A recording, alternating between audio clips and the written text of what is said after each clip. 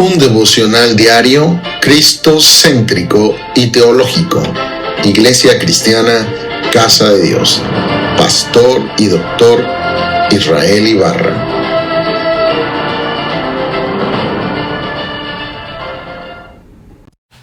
Devocional de hoy, 17 de julio del 2026.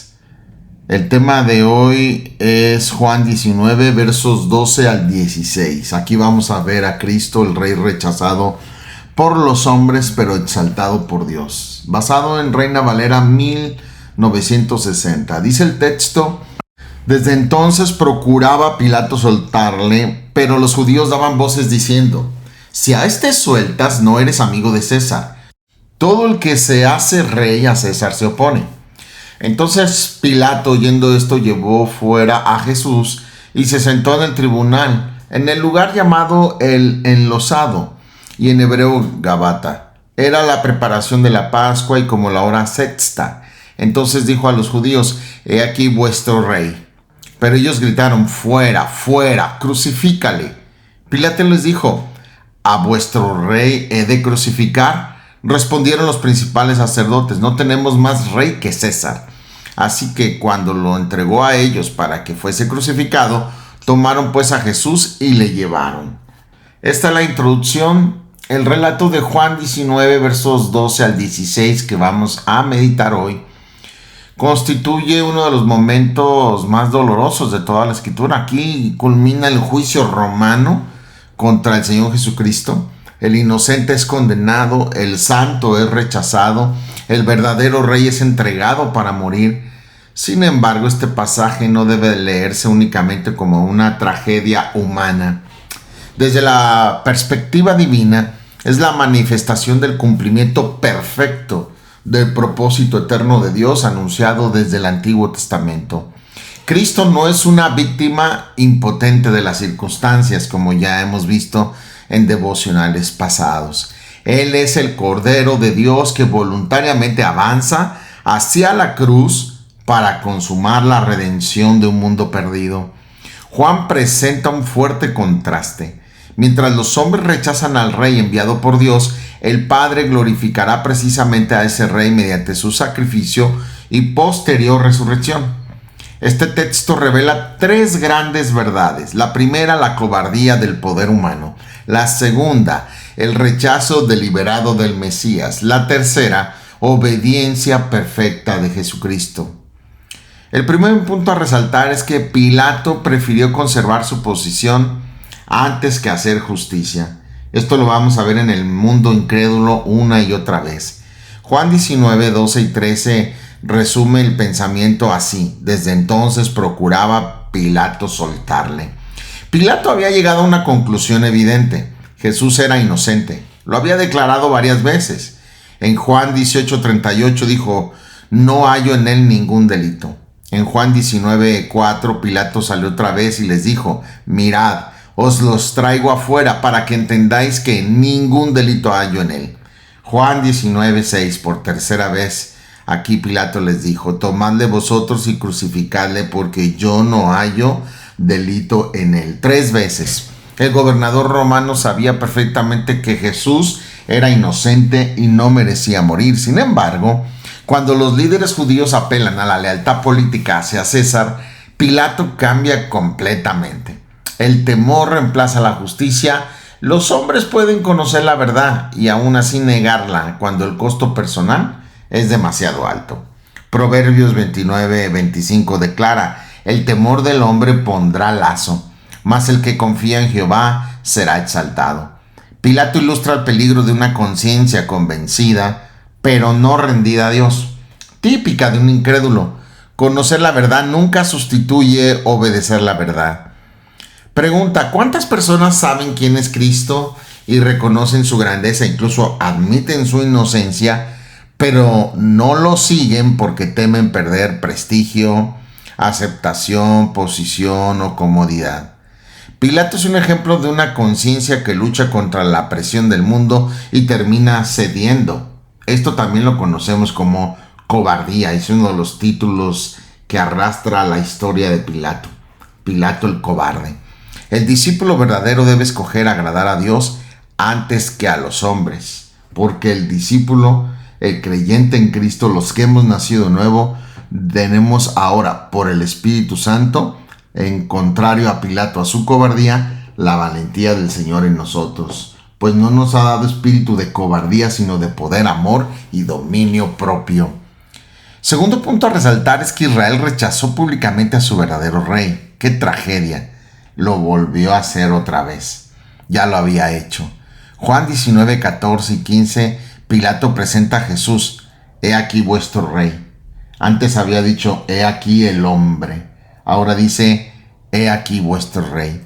Esta frase tiene una profundidad extraordinaria. Pilato la dice con ironía, pero Juan la registra como una proclamación verdadera. Jesús sí era el rey prometido. Jesús es el rey verdadero. Zacarías 9:9 dice en profecía, alégrate mucho, hija de Sión, da voces de júbilo, hija de Jerusalén. He aquí que tu rey vendrá a ti, justo y salvador, humilde, y cabalgando sobre un asno, sobre un pollino, hijo de asna. El problema nunca fue la identidad del rey, el problema fue el corazón del pueblo. Ellos respondieron, fuera, fuera, crucifícale. Aquí alcanza su clímax, el rechazo nacional del Mesías. Juan 1:11 declara, a lo suyo vino y los suyos no le recibieron. Pero aún más grave fue la respuesta de los principales sacerdotes. Ellos declararon, no tenemos más rey que César. ¡Qué palabras tan trágicas! Estas palabras representan una de las confesiones más lastimosas de toda la Biblia, más trágicas. El pueblo que había sido llamado a pertenecer únicamente a Jehová, ahora reconoce como su único rey al emperador pagano. En 1 Samuel 8:7 recordamos que ya habían hecho esto, porque dice aquí el texto, y dijo Jehová a Samuel, oye la voz del pueblo en todo lo que te digan, porque no te han desechado a ti, sino a mí me han desechado para que no reine sobre ellos. La historia se repetía aquí. Israel rechazaba nuevamente el gobierno de Dios. Cristo sigue siendo rechazado cuando los hombres colocan cualquier autoridad por encima de él. Toda vez que el corazón dice mi voluntad primero, mi pecado primero, mi comodidad primero, está diciendo en esencia, no queremos que Cristo reine sobre nosotros. Lucas 19:14 declara, pero sus conciudadanos le aborrecían y enviaron tras él una embajada diciendo, no queremos que éste reine sobre nosotros. El verdadero cristiano reconoce diariamente el señorío de Cristo. Los que hemos nacido de nuevo proclamamos que Jesús es nuestro Dios, es nuestro Señor, es nuestro Rey. Lucas 6:46 dice, ¿por qué me llamáis Señor, Señor y no hacéis lo que yo os digo? Un creyente verdadero entiende el señorío de Cristo y se somete porque le ha reconocido como el verdadero Dios. Ahora, tercer punto, Cristo permaneció en absoluto silencio realmente porque estaba cumpliendo la voluntad del Padre. Por eso en estos versículos Jesús prácticamente no habla. No protesta, no discute, no intenta defenderse, pues todo era conforme al plan de Dios. ¿Por qué? Porque ya había decidido obedecer perfectamente al Padre. En Juan 10, 17 y 18 declara el Señor, por eso me ama el Padre, porque yo pongo mi vida para volverla a tomar. Nadie me la quita, sino que yo de mí mismo la pongo. Tengo poder para ponerla y tengo poder para volverla a tomar. Este mandamiento recibí de mi Padre. Ya Isaías lo había anunciado antes, en el 53:7. Angustiado él y afligido, no abrió su boca. Como cordero fue llevado al matadero y como oveja delante de sus trasquiladores, enmudeció y no abrió su boca. El silencio de Cristo no era debilidad, era obediencia, era dominio propio, era amor. Cada paso hacia la cruz acercaba el momento en que declararía en Juan 19:30, consumado es. Muchas veces queremos defender nuestros derechos, pero Jesús, siendo perfectamente justo, entregó sus derechos para cumplir la voluntad del Padre. Se sometió al Señor. Su ejemplo nos enseña obediencia, humildad y absoluta confianza en Dios, porque la Biblia declara que tenemos ejemplo para seguir sus pisadas. El número 4 es que la entrega de Cristo demuestra el amor redentor de Dios. Porque el versículo 16 dice, así que entonces lo entregó a ellos para que fuese crucificado. Tomaron pues a Jesús y le llevaron. Humanamente parece una simple sentencia judicial, pero espiritualmente comienza el camino hacia el sacrificio perfecto. Cristo marcha voluntariamente. Hebreos 12:2 declara, puesto los ojos en Jesús, el autor y consumador de nuestra fe, el cual, por el gozo puesto delante de él, sufrió la cruz, menospreciando el oprobio, se sentó a la diestra del trono de Dios. En 1 Pedro 2:24 el apóstol dice, quien llevó él mismo nuestros pecados en su cuerpo sobre el madero, para que nosotros, estando muertos a los pecados, vivamos a la justicia, y por cuya herida fuisteis sanados. Aquí vemos el corazón del evangelio. El inocente ocupa el lugar del culpable, el justo muere por los injustos, el rey entrega su vida por su pueblo. Cada paso de Cristo hacia el Gólgota fue motivado por amor y obediencia al Padre. La cruz no fue un accidente ni una derrota, sino el camino establecido por Dios para proveer salvación mediante el sacrificio perfecto de su Hijo. Contemplar este pasaje debe producir en nosotros los creyentes adoración, gratitud y un profundo compromiso de vivir para aquel que dio su vida por nosotros, consagrando nuestras vidas a Él. Y por eso la Biblia nos exhorta en Romanos 12:1 que debemos nosotros entregar nuestras vidas en sacrificio vivo, santo, agradable a Dios, que es nuestro culto racional. No conformarnos a este siglo, sino transformarnos por medio de la renovación de nuestro entendimiento para que comprobemos cuál sea la buena voluntad de Dios, que es agradable y perfecta. Isaías 43:7 dice, todos los llamados de mi nombre, para gloria mía los he creado, los formé y los hice. Somos llamados a vivir congruentemente, viviendo para la gloria del Señor. La aplicación a todo esto. Primero, no sacrifiques la verdad por conveniencia como hizo Pilato. Aprendamos de esto. La fidelidad a Cristo vale más que cualquier posición, aprobación o seguridad humana. Siempre sé fiel a Cristo. Enarbola la bandera del Señor. El Señor siempre en primer lugar. Segundo, reconoce a Jesucristo como el Rey de tu vida. No basta con llamarle Señor. Es necesario someter cada área de la vida a su autoridad. Debemos de honrar el principio de autoridad y del señorío de Cristo en nuestras vidas. Como ya lo había mencionado en Lucas 6:46, dijo el Señor, ¿por qué me llamáis Señor, Señor, y no hacéis lo que yo os digo? Si lo amamos, lo obedecemos. Colosenses 3:17 declara, y todo lo que hacéis, sea de palabra o de hecho, hacedlo todo en el nombre del Señor Jesús, dando gracias a Dios Padre por medio de Él. Tercero, aprende el ejemplo de Cristo en la obediencia. En medio de la injusticia, Cristo permaneció firme en la voluntad del Padre. Los creyentes estamos llamados a responder con mansedumbre, confiando en la justicia de Dios, sometiéndonos siempre a Cristo y encomendando la causa al que juzga justamente. 4. Vive agradecido por la obra de la cruz. No te canses de dar gracias cada día que despiertas por la salvación que ahora tienes por los méritos de Cristo. Nuestro Señor Jesucristo el Salvador fue entregado para que nosotros pudiéramos recibir perdón, reconciliación y vida eterna por medio de la fe en Él. Esto debe provocar una gratitud diaria y además eterna en los que hemos sido salvos. Por eso está la exhortación. En este pasaje nos coloca frente a una decisión inevitable. Pilato conoció la verdad, pero cedió ante la presión. Los principales sacerdotes rechazaron a su rey por preservar sus intereses. En contraste, Jesucristo permaneció fiel hasta el final, obedeciendo al Padre y entregándose por amor. No repitamos el error de quienes prefirieron el poder, la aprobación humana o las tradiciones antes que al Señor y Dios Jesucristo. Sigamos el ejemplo de nuestro Señor de obediencia. Hoy el Señor sigue llamando a cada persona a reconocer su autoridad, su señorío y su reino.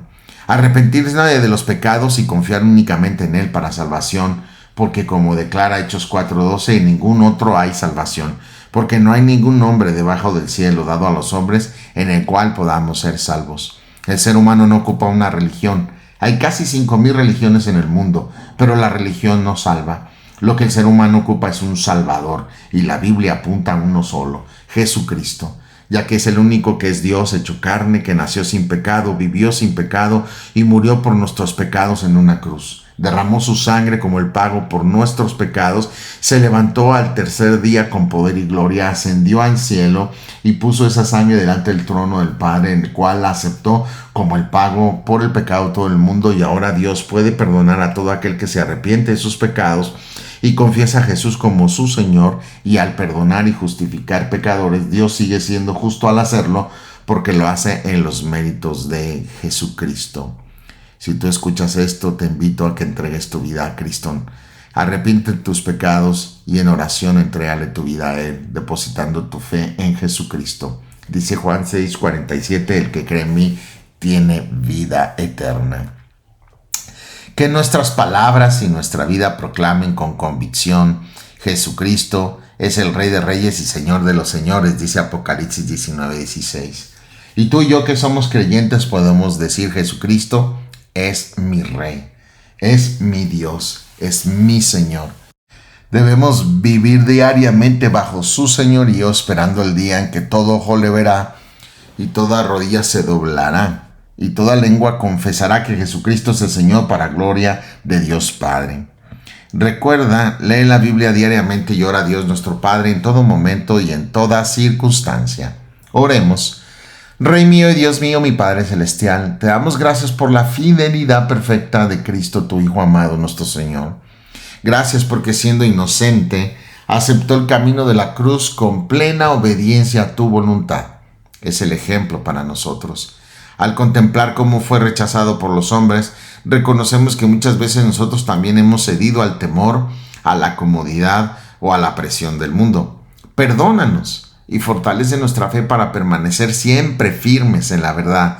Señor Jesucristo, reconocemos que tú eres el único y verdadero Rey prometido, el Cordero de Dios que quitó el pecado del mundo, el Dios hecho carne, que en ti somos más que vencedores. Ayúdanos a someternos cada día a tu señorío, a vivir en santidad y anunciar con valentía el evangelio de tu gracia, honrarte con nuestras vidas consagradas y congruentes, que nuestra vida refleje gratitud por tu sacrificio y obediencia a tu santa palabra.